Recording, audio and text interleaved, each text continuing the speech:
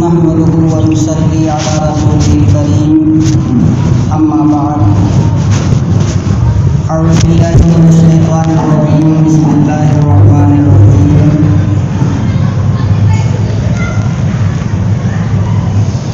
قال الله تعالى في كلام المجيد والفرقان الحميد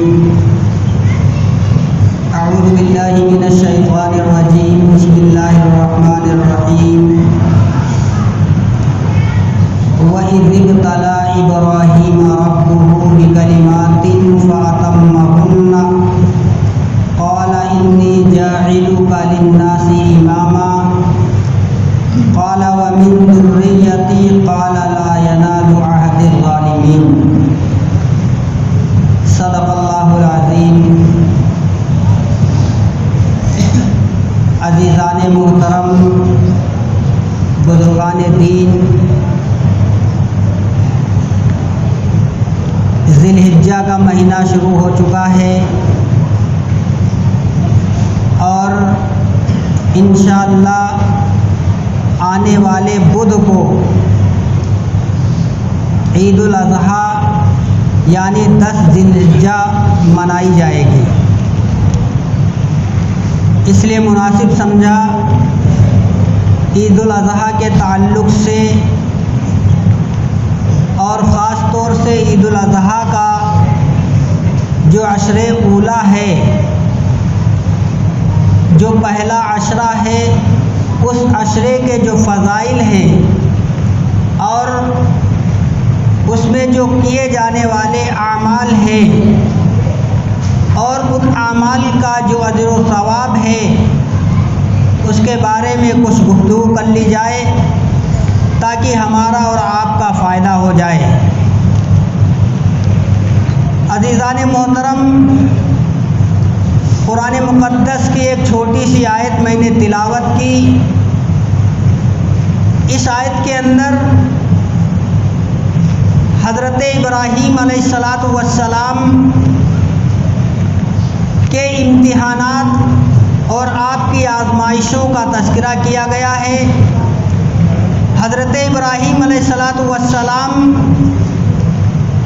اللہ کے ان امتحان اور آزمائشوں کے اندر 100% جب کامیابی حاصل کر لیتے ہیں تو اللہ رب العزت حضرت ابراہیم علیہ السلام کو جو انعامات سے نوازتے ہیں، امتحان کی کامیابی کے بدلے اللہ رب العزت جو انہیں نوازتے ہیں، آپ کا جو مقام اور مرتبے کو بلند کرتے ہیں، اس مقام اور مرتبے کو ذکر کیا گیا ہے۔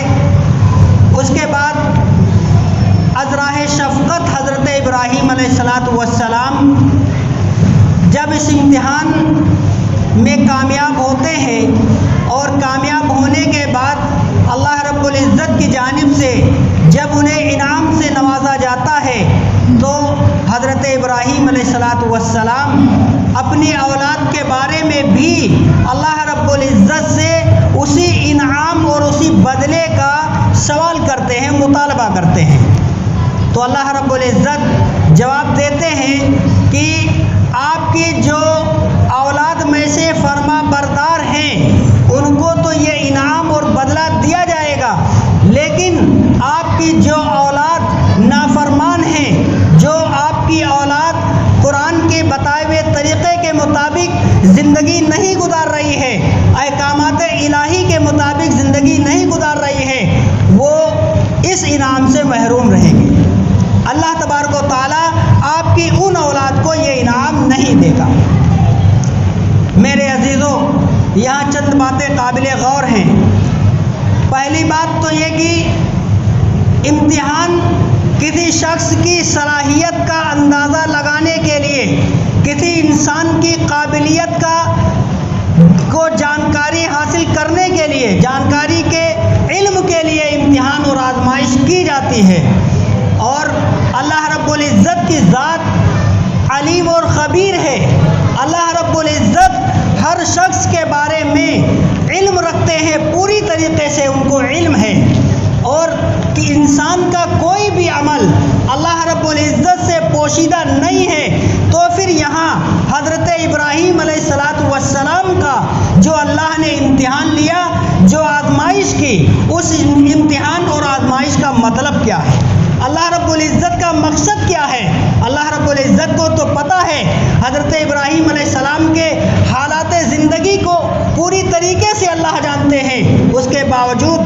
امتحان لیتے ہیں، جو آزمائشیں کرتے ہیں، اللہ رب العزت کا مقصد کیا ہے؟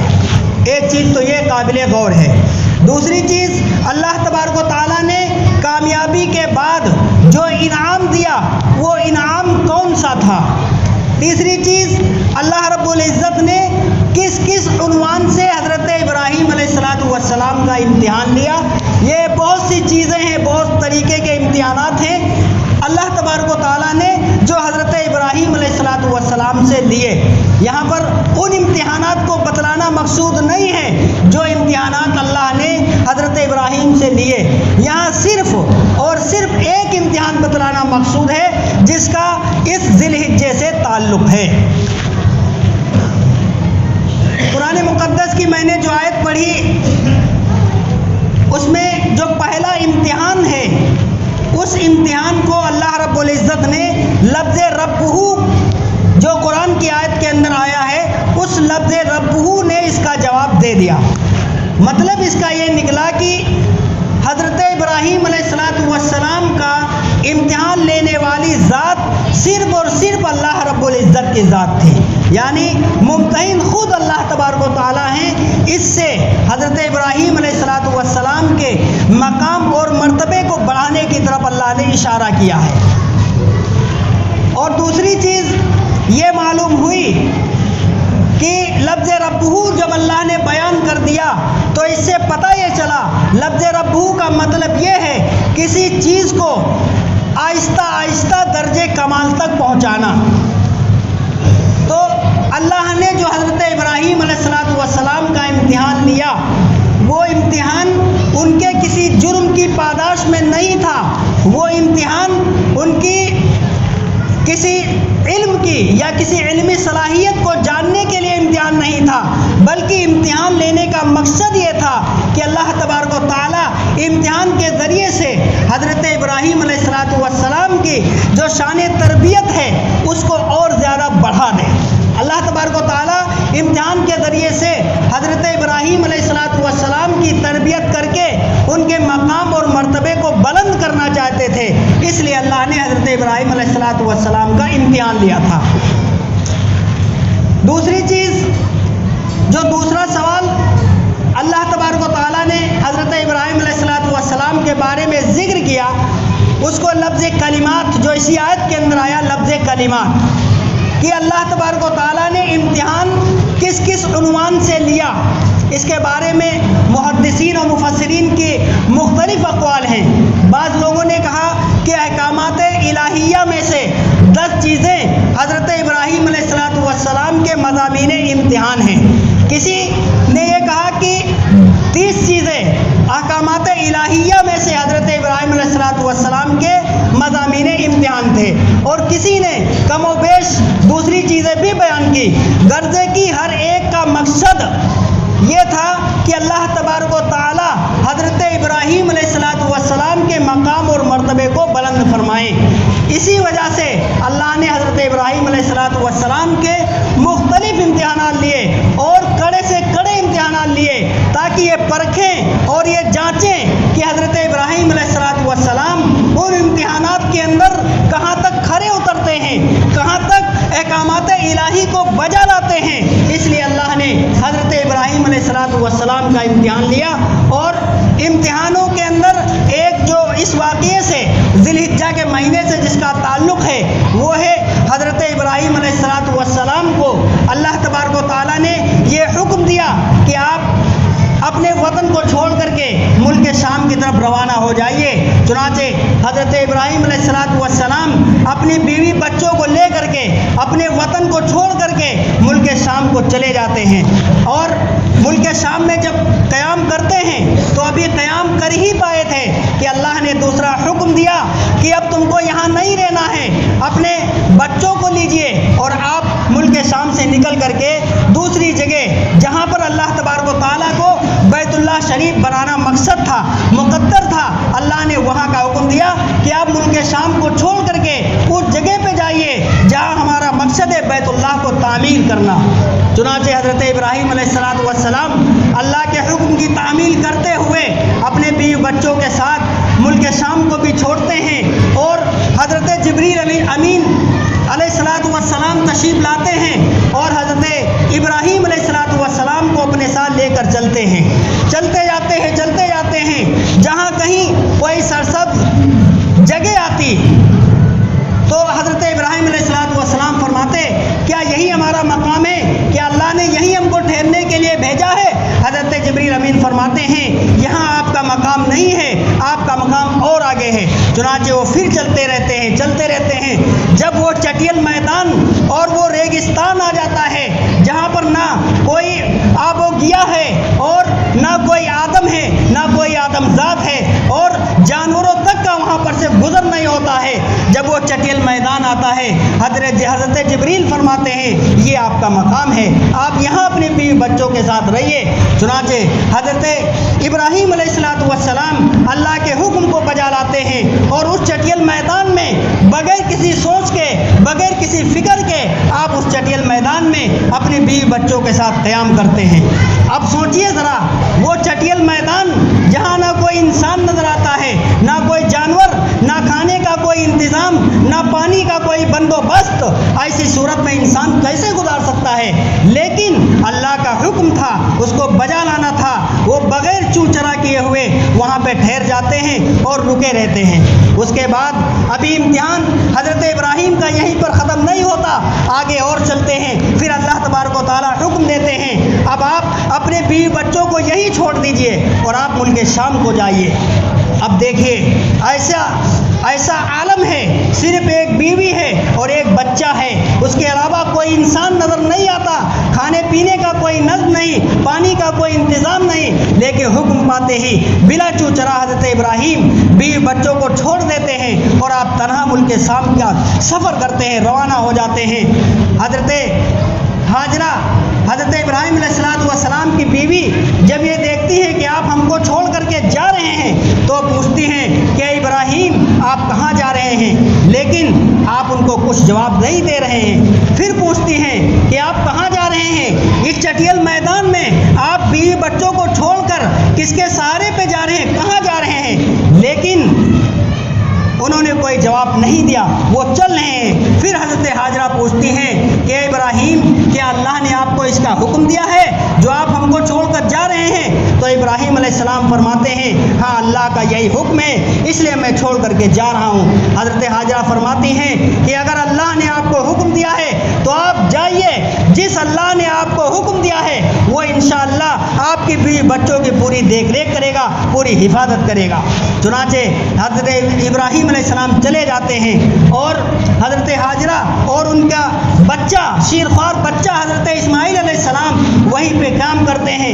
پھر کڑی دھوپ ہے، سخت دھوپ ہے، پیاس کی شدت ہوتی ہے، پانی نظر نہیں آتا ہے۔